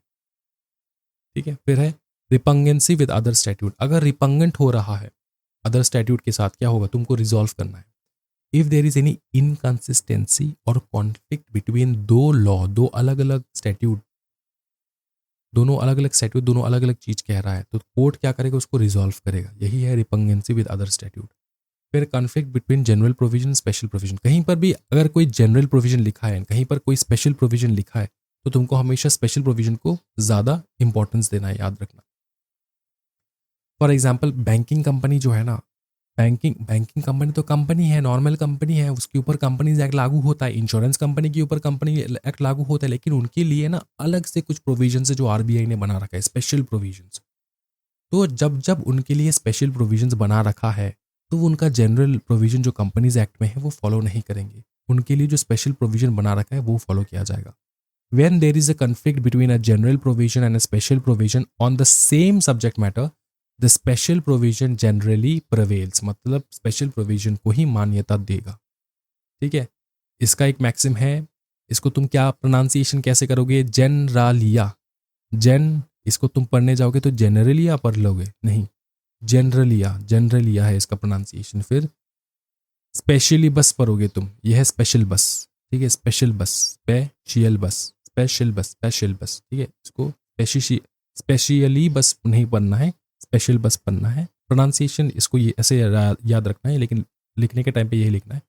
नॉन डेरोगेंट, इसका मतलब है स्पेसिफिक लॉ हमेशा ज़्यादा बड़ा है फ्रॉम जनरल लॉ। आगे देखो, सोशल बेनिफिशियल कंस्ट्रक्शन क्या है? हमेशा देखोगे कुछ ऐसे कंस्ट्रक्शन, कुछ ऐसे लॉ जो सोशली बेनिफिट करने के लिए बनाया गया हो, तो statute enacted for the social good और to provide benefit are constructed liberally, मतलब सोशली सबको बेनिफिट हो, इस प्रकार से तुमको इंटरप्रेट करना है, क्योंकि ये लॉ ही बनाया गया है फॉर सोशल पर्पस, सोशल भलाई के लिए। ठीक है, सोशली बेनिफिशियल कंस्ट्रक्शन। फिर है interpretation of procedural law. Procedural law simple है, प्रोसीजरल लॉ जो है वो प्रिस्क्राइब करता है किस मोड पे तुमको प्रोसीडिंग करना है किसी भी लीगल मैटर में, किसी भी लीगल मैटर में कैसे तुमको प्रोसीड करना है। जैसे क्रिमिनल प्रोसीजर लॉ, भाई मेरे एग्जाम्पल सुन, जिंदगी में पहली बार तुमको ऐसा आदमी मिलेगा जो हर सिचुएशन में तुमको एग्जाम्पल देगा। क्रिमिनल क्या है? क्रिमिनल प्रोसीजर लॉ है कि नहीं, या फिर प्रोड्यूसर लॉ है? प्रोसीजर, क्रिमिनल प्रोसीजर लॉ क्यों है? क्योंकि ये प्रोसीजरल लॉ है, ये बताता है तुमको कैसे अरेस्ट होगा, कैसे तुमको केस स्टार्ट करना है, कैसे ट्रायल होगा, इसका पूरा प्रोसीजर बताता है ये लॉ, इसलिए इसको कहा जाता है प्रोसीजरल लॉ। ठीक है, वो लॉ जो प्रिस्क्राइब करता है मोड, किस हिसाब से कोई लीगल मैटर फॉरवर्ड प्रोसीड करेगा। समझ में आ रहा है? Procedural law. फिर है interpretation of fiscal and taxing statute. याद रखना, जो भी इस प्रकार के लॉ बनते हैं ना, जैसे कि तुम्हारा टैक्स का लॉ, जीएसटी का लॉ, इस प्रकार के लॉ हमेशा क्लियर होना होगा, ये एम्बिगियस नहीं हो सकते, अनएम्बिगियस होना होगा। एम्बिगियस मतलब 2 3 4 मीनिंग, ऐसा नहीं हो सकता। इनमें तुमको स्ट्रिक्ट मीनिंग घुसेर देना है, स्ट्रिक्ट मीनिंग घुसेर दोगे तभी जाके ये फ्रूटफुल रहेगा, वरना नहीं हो पाएगा। स्ट्रिक्ट मीनिंग लगा देना, अनएम्बिगियस जो है वो होना चाहिए और क्लियर होना चाहिए एकदम। Fiscal statutes relate to government revenue while taxing statute imposes taxes. These statutes are generally subject to strict construction. There must be clear and unambiguous language imposing the tax. Unambiguous language मतलब 2 3 4 5 6 7 8 9 10 meaning नहीं होना चाहिए, एक ही meaning होना चाहिए, इस प्रकार से लॉ बनाओ। फिर है डेलीगेटेड लेजिस्लेशन। डेलीगेटेड लेजिस्लेशन का मतलब होता है लेजिस्लेचर अपने पावर को डेलीगेट कर देने के लिए। पकड़ लो, लेजिस्लेचर ने बनाया स्टैट्यूट, लॉ बनाया, अब उसके अंदर भैया बहुत सारे रूल्स, रेगुलेशंस, ऑर्डर, बहुत कुछ पास करना है। वो अलग अलग जो अलग अलग लॉ मेकिंग पावर है ना, वो डेलीगेट कर देगा अपने अपने डिपार्टमेंट में। ये है delegated legislation. Delegated legislation refers to rules, regulation, orders made by a body to whom the legislature has delegated law making power. For example, Ministry of Corporate Affairs. Ministry of corporate affairs को क्या power दिया गया है? Companies act को लागू करने के लिए। कंपनीज एक्ट को पूरा लॉ है, अब इसके अंदर बहुत सारे बाई लॉस है, बहुत सारे रूल्स है, रेगुलेशन है, सब जो है ना वो पार्लियामेंट ने बना के नहीं दिया। पार्लियामेंट ने बताया कि ये है बेसिक तुम्हारा स्केलेटन, लॉ का स्केलेटन मैंने बना के दिया, अब इसमें चमड़ी जो है तुमको लगाना है, रेगुलेशंस, रूल, ऑर्डर, ये तुमको पास करना है, ये तुमको अच्छे से सोच समझ के डालना है। यह है डेलीगेटेड पावर, डेलीगेट कर दिया पावर डिपार्टमेंट को, एमसीए को, डिपार्टमेंट है ये। फिर आता है conflict between statute rules and regulation. कभी भी अगर स्टैट्यूट रूल्स एंड रेगुलेशंस में कॉन्फ्लिक्ट हो तो हमेशा याद रखना स्टैट्यूट जीतेगा, क्योंकि स्टैट्यूट हमेशा रूल्स एंड रेगुलेशन से ऊपर होता है। The statute is supreme, rule must be consistent with the statute, regulations must be consistent with both the rules and regulation statute। इसका मतलब सबसे पहले आता है स्टैट्यूट, उसके बाद रूल, उसके बाद रेगुलेशन। तो रेगुलेशन को रूल्स एंड स्टैट्यूट के हिसाब से होना चाहिए एंड रूल्स को स्टैट्यूट के हिसाब से होना चाहिए। स्टैट्यूट तो अपना सबका बाप है ही। फिर है doctrine of substantial compliance. Basically close enough is good enough. इसका मतलब क्या होता है, जब भी रूल्स रेगुलेशन कंप्लायंसेस तुमको बताया जाता है कि तुमको ये कंप्लायंस करना है। देख भाई मेरे, जो भी ट्रैफिक रूल बना है, फॉर एग्जांपल ट्रैफिक रूल जो बना है, तुमको क्या लगता है कि पूरा ट्रैफिक रूल 100% फॉलो हो रहा है बाय एवरी पीपल? नहीं, थोड़ा बहुत फॉलो हो रहा है, थोड़ा बहुत फॉलो हो रहा है, थोड़ा बहुत इग्नोर हो रहा है। अब ये बताया जाता है कि बेसिकली क्लोज इनफ मतलब अगर पूरा लगभग तुमने 90% भी तुम फॉलो कर रहे हो, इट इज गुड इनफ। ठीक है, basically close enough is good enough. इस बात का याद रखना। पकड़ लो, तुम अपने लिए लड़की ढूंढने के लिए जा रहे हो, तुमको चाहिए 36 के 36 गुण, लेकिन उसके पास 36 गुण है ही नहीं, उसके पास सिर्फ 30 गुण मिला तुमको। अब तुम्हारा मम्मी को बोलोगे मम्मी सिर्फ 30 ही गुण मिले, मम्मी तुमको बताएगा bro listen, if it is close enough it is good enough, if it is close enough it is good enough. क्योंकि मम्मी तुम्हारा पूरा पता है लाइफ कैसे जिया है उन्होंने, उनको पता है, एक्सपीरियंस आता है उनका। तो यही है doctrine of substantial compliance. Next है doctrine of impossibility of performance. अगर कोई भी इम्पॉसिबिलिटी तुमको लग रहा है, इम्पॉसिबल है, देख, the doctrine deals with situation where fulfilling the requirement of law becomes impossible. If a statute requires an act that has become impossible to perform, compliance may be executed. Sorry, excused. Compliance may be excused. मतलब statute को लग रहा है कि इस law का performance करना, इस लॉ को लागू करना पॉसिबल नहीं है, तो उस वक्त जो है ना कंप्लायंस को एक्सक्यूज किया जा सकता है सर्टेन सिचुएशंस में। नेक्स्ट आता है strict construction of penal statutes. Penal statutes भी एकदम टैक्स लॉ के जैसा है। पेनल मतलब पेनल्टी वाले स्टैट्यूट, ठीक है। Indian penal code, Indian penal code मतलब पेनल्टी वाला लॉ, पेनल्टी वाला स्टैट्यूट। अब ये जो पेनल्टी वाले स्टैट्यूट्स वगैरह है ना, इसको बहुत स्ट्रिक्टली तुमको मेंटेन करना है, स्ट्रिक्टली तुमको फॉलो करना है। स्ट्रिक्ट कंस्ट्रक्शन होगा इसका, इसमें तुम एम्बिगियस कंस्ट्रक्शन नहीं कर सकते, मतलब अलग अलग मीनिंग से मन मर्जी कंस्ट्रक्शन नहीं कर सकते। इसको जब भी लॉ जजेस वगैरह इंटरप्रेट करेगा ना, तो बहुत ध्यान से करेगा इसको, ठीक है। फिर है brief of general clauses act. General clauses act है क्या, मैं तुमको यहीं पे बता देता हूँ। देखो, लॉ मेकर्स ने अपनी जिंदगी में, पूरे लाइफ टाइम में बहुत सारे लॉ बनाए, बहुत सारे एक्ट बनाए, लॉ बनाए, कोड बनाए, बहुत कुछ बनाए, ठीक है। अब इनमें बहुत सारे डेफिनेशन लिख दिए कि अच्छा इसका डेफिनेशन ये, इसका डेफिनेशन ये, इसका डेफिनेशन ये। अब जिन जिन चीज़ों का डेफिनेशन उन्होंने नहीं मेंशन किया किसी भी पर्टिकुलर एक्ट में, वो डेफिनेशन तुमको जनरल क्लॉजेस एक्ट से मिल जाएगा, जनरल क्लॉजेस एक्ट से मिल जाएगा। क्या समझ में आ रहा है? The General Clauses Act 1897 consolidates and extends the interpretation of central act and regulations. It provides general rules for interpretation and defines certain term to avoid unnecessary repetition in other acts. ठीक है, तो कुछ term यहाँ पे mentioned है जो other acts में mentioned ही नहीं है, अलग अलग एक्ट्स में मेंशनड नहीं है। तो अगर वो तुम नॉर्मली कंपनीज एक्ट पढ़ रहे हो, तो वहाँ पे कुछ को तुम टर्म मिल गया तुमको, और वो टर्म कंपनीज एक्ट में ही मेंशनड नहीं है, तो तुम आ जाओगे ढूंढते ढूंढते जनरल क्लॉजेस एक्ट, वहाँ पे तुम देखोगे उसका मीनिंग क्या है। क्या है समझे? सिंपल चीज। इसके बाद आता है तुम्हारा reading methodology of companies act. ये तो मैं मतलब हंस दूंगा अगर तुमको पता है कि ये कंपनीज एक्ट कैसे पढ़ना है, तुमको पता नहीं है। तुमको सब कुछ पता है भाई, तुमको सब पता है कंपनीज एक्ट कैसे पढ़ना है। तुमको शेड्यूल्स पढ़ने हैं, रूल्स पढ़ने हैं, सर्कुलर पढ़ने हैं, क्लासिफिकेशन पढ़ने हैं, बहुत कुछ पढ़ना है, जो कि ministry of corporate affairs time to time देते रहते हैं। तुमको 470 सेक्शंस पढ़ने हैं, 7 शेड्यूल पढ़ने हैं, न्यूमरस रूल्स पढ़ने हैं, सब पढ़ने हैं सर। अब देखो नेक्स्ट, इसी के साथ ही खत्म चैप्टर। तो इसको थोड़ा बहुत रीड कर लेना, बाकी कुछ है नहीं। इसके साथ ये पूरा चैप्टर कंप्लीट हो जाता है। आई होप कि तुम्हारा मैराथन जो है वो बहुत सक्सेसफुल रहा, एंड आई होप कि तुमको सब कुछ समझ में आ चुका है। अगर कोई भी किसी भी प्रकार का डाउट वगैरह, दिक्कत वगैरह हो तो ज़रूर आप मेंशन कर दो। अगर तुमको समझ में आ जाए ये पूरा टॉपिक, कोई डाउट ना हो, तुम्हारे दिल और दिमाग में कोई डाउट नहीं है, पूरा ईजी लगा तुमको ये पूरा लेक्चर, तो ज़रूर वो भी मेंशन कर देना, कमेंट ज़रूर एक ड्रॉप कर देना, एक लाइक ज़रूर कर देना हमारे भाई के लिए। Thank you so much everyone, happy learning guys, bye bye, take care, मिलते हैं कल फिर से एक नया चैप्टर, नया रिवीजन एंड नया marathon. Thank you very much everyone, happy learning guys, bye bye, take care.